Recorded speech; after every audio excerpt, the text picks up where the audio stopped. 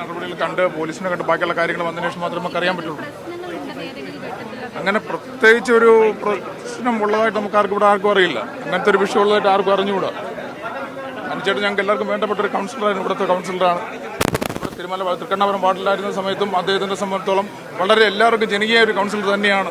എന്താണ് വിഷയമെന്ന് അറിയില്ല. ഇനി വേറെ എന്തെങ്കിലും വിഷയങ്ങളാണോ എന്നറിയില്ല. ഇനി എന്തായാലും ആത്മഹത്യക്കുറിപ്പുണ്ടെന്ന് പറയുന്നു. അത് കണ്ടതിന് ശേഷം മാത്രമേ നമുക്ക് എന്തെങ്കിലും പറയാൻ പറ്റുള്ളൂ.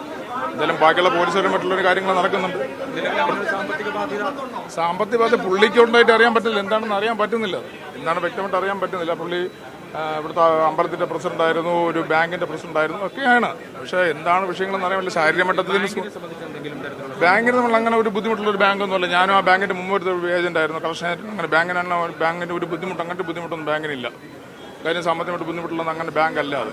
അപ്പോൾ അതുകൊണ്ട് ഞാനൊരു 10 വർഷം അവിടെ വർക്ക് ചെയ്ത ആളാണ്. അപ്പോൾ അതുകൊണ്ട് നമുക്ക് വ്യക്തമായിട്ട് അറിയാം ബാങ്കിന് സാമ്പത്തിക ബുദ്ധിമുട്ടൊന്നുമില്ല. ഇതെന്തെന്നൊന്നും അറിയില്ല. എന്തായാലും കണ്ടെത്താൻ നോക്കാം. മാക്സിമം എല്ലാവരും നിൽക്കല്ലേ.